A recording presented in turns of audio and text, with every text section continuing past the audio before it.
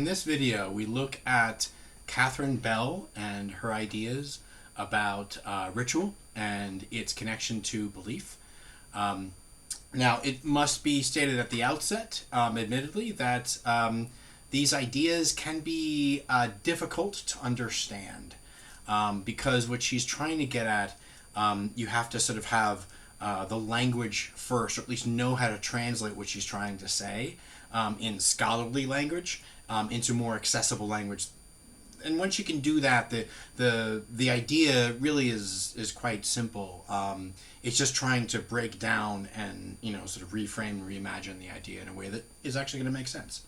So Catherine Bell is best known for the book Ritual Theory, Ritual Practice, 1992, which was kind of a transformative exploration of ritual in a way that transformative in that it really reimagined how ritual could be imagined could be analyzed and explored in the entire field of religious studies. It made a huge impact.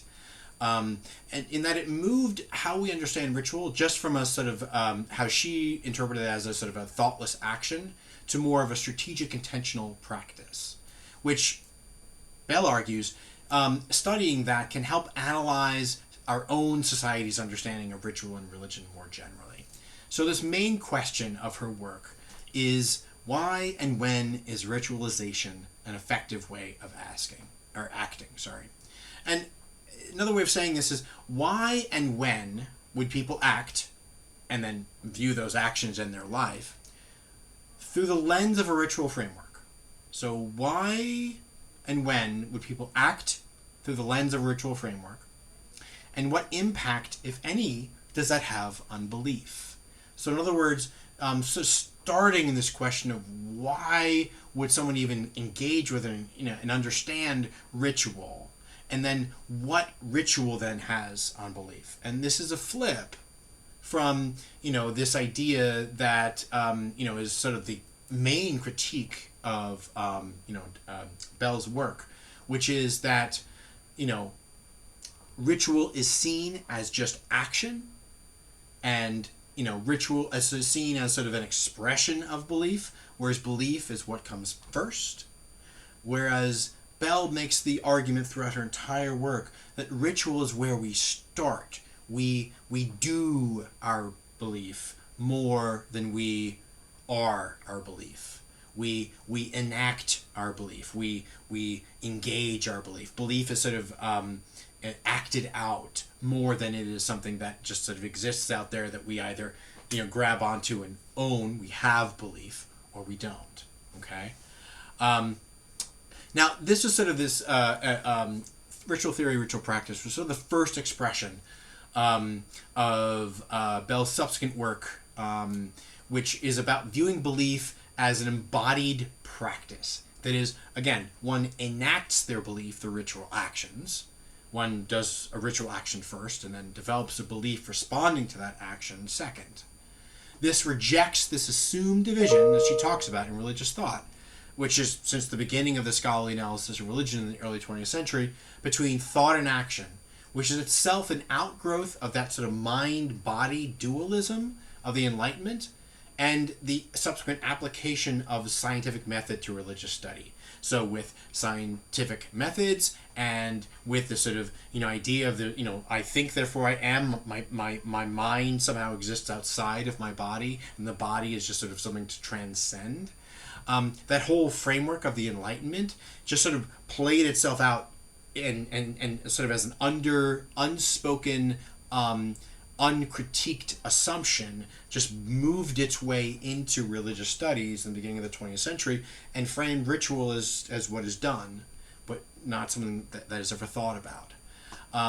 So Bell kind of makes some really big statements and sort of really big pushes against the field, which are essential to kind of understand for us because they allow us to, to sort of really ask this question. Basically, do we do our beliefs? Do we do our religious ideas? Or do we have them? And she makes the argument pretty compelling that we do. We don't own our belief. We enact it. We live into it through the ways that our body practices this.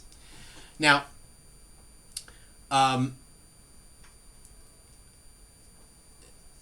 she recognized that an important element of ritual that was going unexamined and leading to an insufficient and incomplete understanding of the role that ritual plays both in the individual and community is the power that agency and action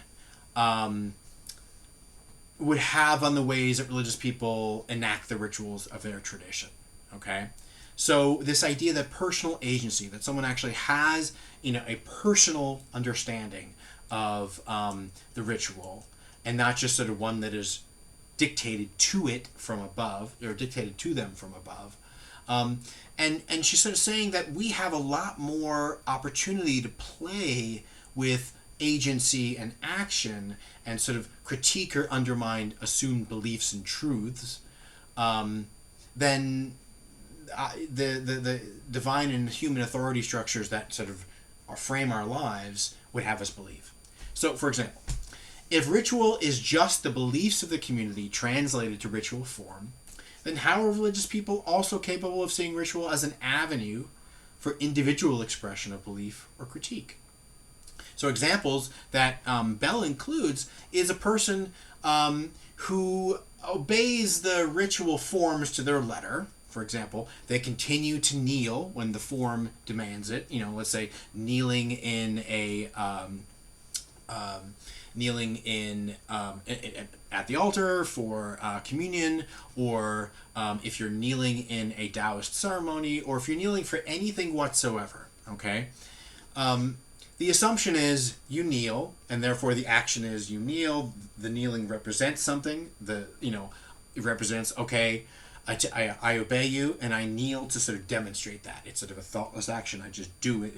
It is an expression of the fact that, okay, yes, I obey, I see that, and the kneeling happens. But she's like, well, what if you're not actually allowing that, the letter of your action, your kneeling, to impact your heart?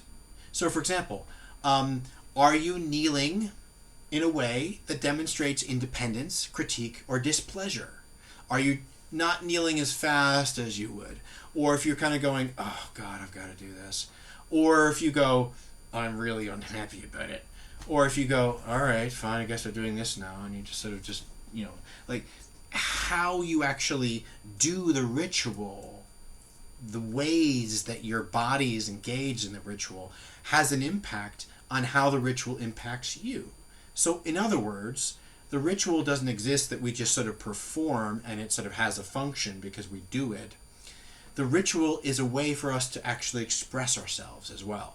That our bodies, because they're, our bodies engaged in this ritual, through our bodies we can actually, and we do actually often critique the rituals that bind our society and ourselves and, like the power structures that exist around us. So, she locates this sort of false binary, how she understands it, of ritual or rites on one side and beliefs on the other, as a binary of action and belief, where belief is seen as more central to religious life. Now, she really roots this in the work of Emile Durkheim, which is one of the premier sort of first sociologists created the idea of sociology, and also sort of created the idea of sociology of religion. So, kind of a powerful, important thinker, and she pushes back on his fundamental ideas because she's seen them basically play themselves out through, through everyone in the field and their reflections on it, because they're all building off of Durkheim, who assumes this binary between ritual on one side and belief on the other. And she says that's entirely incorrect. Okay? But Durkheim says that this binary is inherent. Beliefs are just representations of opinion, the ideas and concepts that people adhere to, where rituals are just modes of action determined by specific frameworks and practices. So you have opinions, you have ideas that people sort of, will either accept or follow. And this sort of idea of like a belief is something that is owned. I give you a belief, you hold on to it, and therefore you act accordingly. But Durkheim says that beliefs are the ones that really cause us to think, whereas ritual is just action. It does not involve the brain really at all. It's just us, once we've cognitively made sense of something, then we ritually make sense of something. So they are inherently different, as action involves the rote, momentary, and relatively thoughtless physical acts of a body. So making the sign of the cross, kneeling, bowing, how you hold your hands in prayer, communion, how you chant your prayers, for example. Whereas belief is seen to emerge from closely held communal principles. So belief is something that actually emerges from the from the ideas and concepts of the community, whereas ritual is just sort of those ideas put into form. So one's belief in the obedience to God above requires kneeling. Therefore, you kneel, and you just do it because the belief commands it so.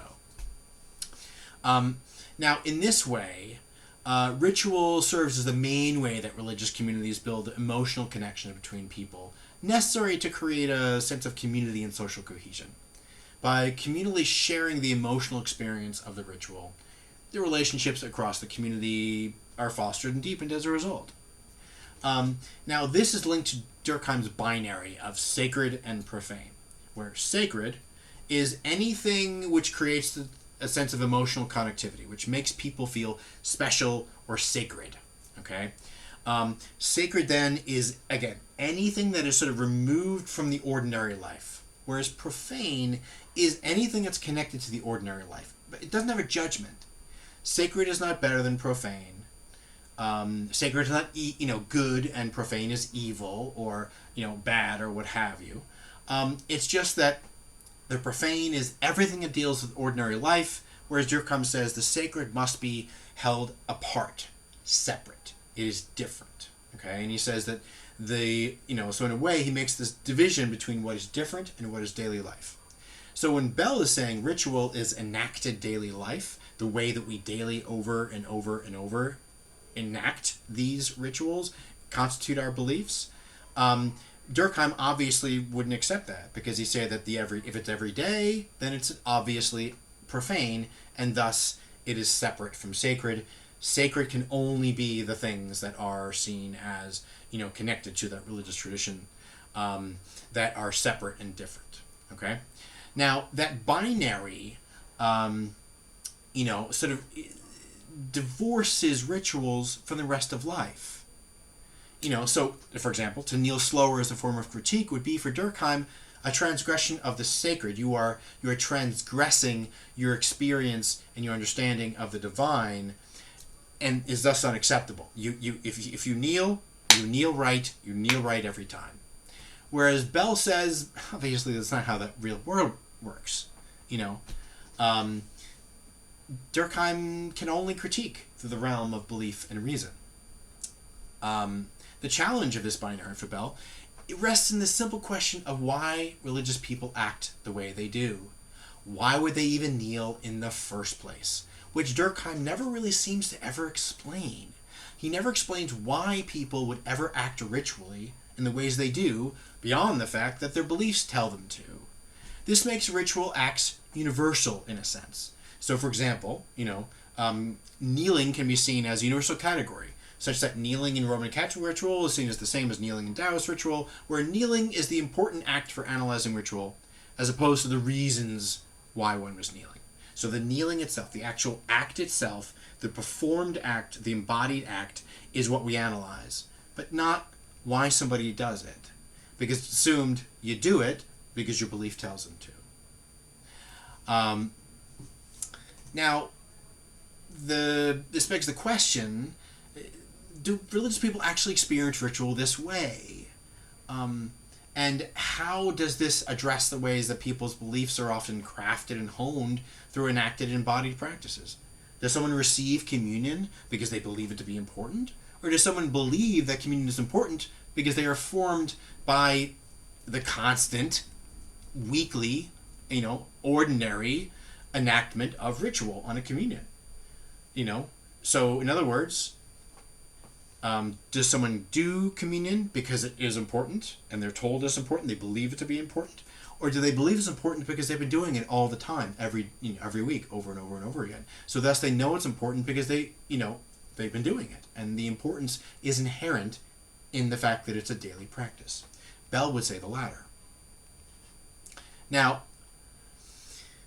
in sort of rejecting this binary in her book Ritual Theory, Ritual Practice, she lays out two main concepts. Now, the first one is the concept of ritual as a discrete aspect of religious life that should be studied. This concept is actually created by people studying religion. So by studying religion, people were studying religion, trying to make sense of it. They're trying to make sense of what separates this from that. They wind up setting up these conceptual walls. And these walls were set up between action and belief, which drains the practices that are now defined as rituals, as practices discrete from other religious categories, such as belief or myth or what have you, like all the different categories we're looking at this in our different modules. These practices are discrete of their inherent belief content. So rituals don't have, you study relief in a ritual in and of itself, and then you study what belief might be behind ritual, but you don't bring them together, apparently. That's Bell's argument.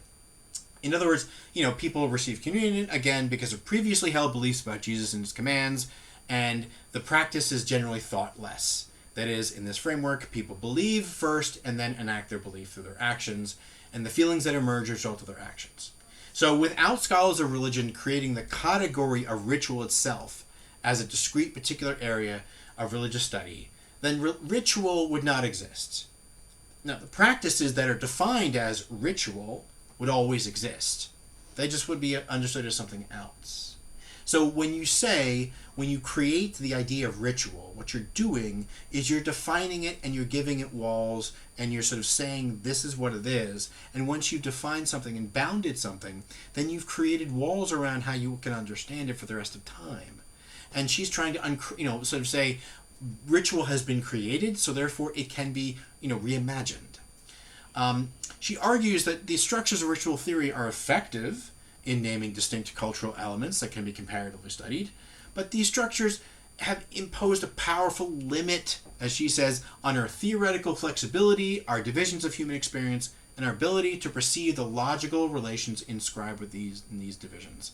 In other words, we make the rules for how we understand ritual, and then frame our perspective on ritual around those own rules that we've imposed, that may not actually emerge from the ritual itself or even the community that is developing the ritual. Now, the second thought in her work is that ritual is a strategic practice. That is, people engage in ritual strategically, seeking to do things with ritual to achieve a particular end or purpose.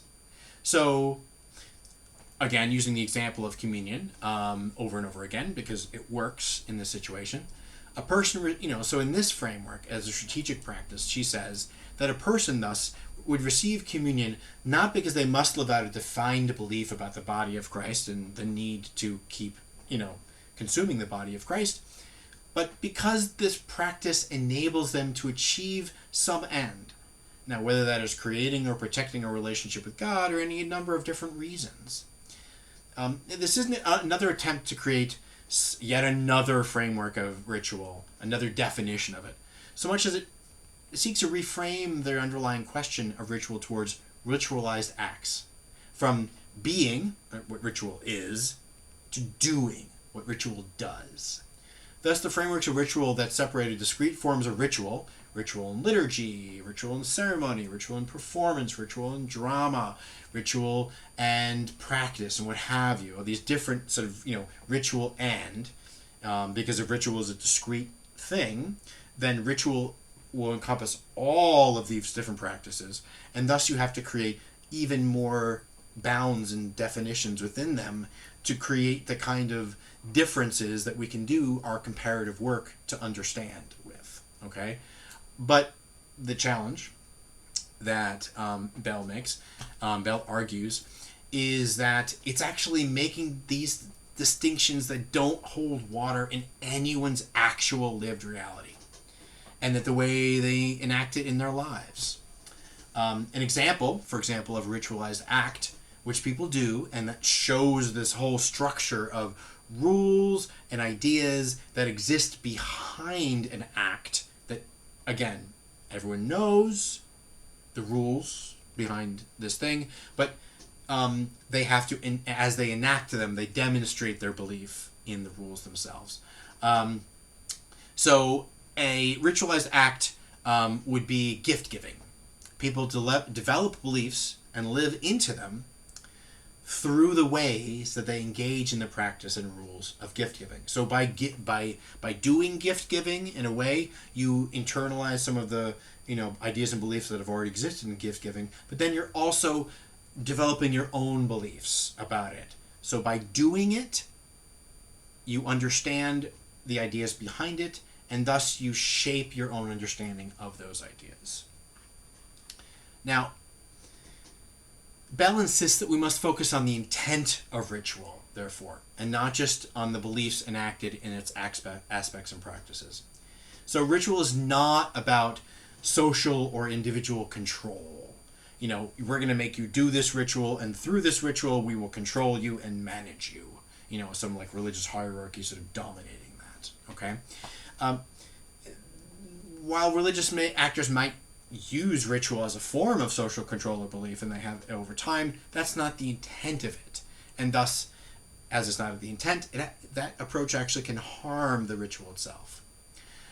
Instead, ritual engages with power through structuring the boundaries around action, by molding and shaping the body itself. So in other words, these ritual practices, discipline the body and teach it by engaging in routinized formulaic practices. The kneeling, over and over and over again. It is a routinized formulaic practice. It's a formula. You kneel, you do, you stand up, you kneel, you stand up, all of that whole formula. What that does, the more that we do it over and over again, it disciplines our body. And thus our body is framed by it, and then frames what beliefs might emerge as a result. An example would be the specific movements and aspects of the salah, the ritual of daily prayer in Islam, which has very specific times that you are supposed to pray, very specific movements and motions you're supposed to to do. You stand, you look to the left, you look to the right, you kneel down, you bow all the way down, you say certain words as this whole thing. The more you're doing it over and over and over again, okay, these movements can actually train the body in specific ways that discipline it. And thus the more that the body is disciplined, again, by praying a specific way 5 times a day, over and over and over again, can train and discipline your body such that your body, understands what it means to submit your will to the will of Allah, which is the point of Islam. It is literally, Islam means submission. So you are submitting to this will. That is the point.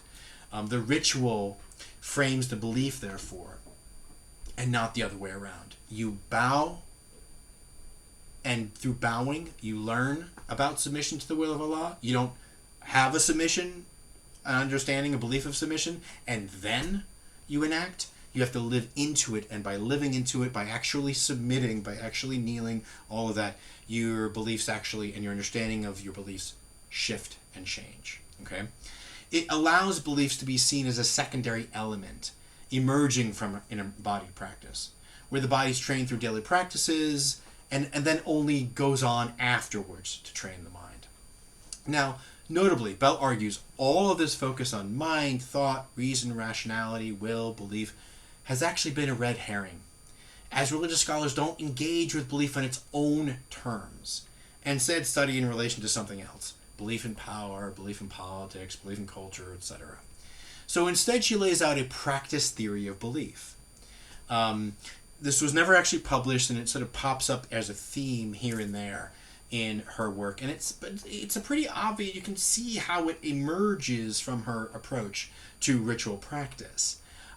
This idea of a practice theory of belief, where belief is in fact mainly an outgrowth of practice, so that we can learn more about a community's beliefs through a close analysis of their practice, and belief emerged as it was enacted through daily practice. So our beliefs are what we do in this whole thing. That's Bell's argument, we do belief, we don't think belief. We live belief, we don't have belief. So practice allows for the kind of diversity of belief, even with seemingly central beliefs of a tradition, such as the nature of God or sin. And it allows for that diversity to actually exist within religious traditions.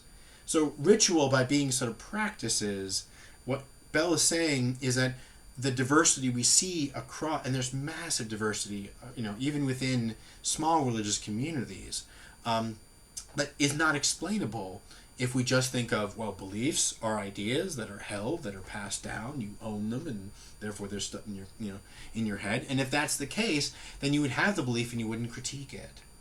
But that's not the case. We're always critiquing our beliefs. We're always trying to engage with them and say, I don't know that I agree with that, I don't agree with that. Whereas practice allows us to have the space to understand our critique better and understand how it applies, in our literal enacted daily life. Now, this constant action of practices on the body eventually and irrevocably, I would argue, shapes it in minor and major ways, even down to the ways that our bodies move. So the seemingly natural frameworks of movement that we hold in our bodies, postures, etiquette, the emotions that emerge as a result of it, all of this is not natural. It is all constructed. So, for example, are you from a community, that feels a deep physical discomfort when someone doesn't shake hands? Or are you part of a community that, responds to deep and comfort and discomfort through potentially laughing or smiling? Now, that's confusing if you're from a community that laughter and smiling is not how you respond to anger or frustration or surprise or confusion. But if you're from that community, these are just immediate responses. They just emerge from our bodies. So our bodies have been trained to understand, and to respond in such a way that, if we're shocked, we could laugh in some communities or not in others. And this embodied things that are, the more that we do it over and over and over and over again, it just feels natural. Putting your hand out to shake someone's hand feels natural in a Western context, and it just feels totally not, natural in many other contexts. Why is that? Because these are rituals that we've enacted into our bodies. So it's thus connected to memory, which has 3 levels.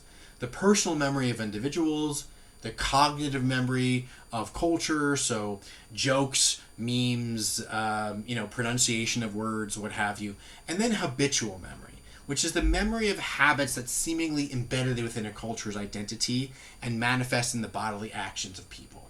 So, for example, what is proper posture in a community? How does one hold one's body in a masculine frame versus a feminine frame? Bell argues that there is nothing inherent about this. This is a constructed, thing. So the idea of masculine or feminine, and how our bodies respond to these ideas and how we are, our bodies are shaped by them. These are they're not inherent. They're imposed upon us as we live into them over and over and over again. And this is actually a question we're going to be returning to when we look at both Caroline Walker Bynum and Judith Butler in the next section of modules. So memory can thus be varied for various people across traditions and even within specific communities. These memories frame our habits or actions, and over time frame our ability to believe in one way or another.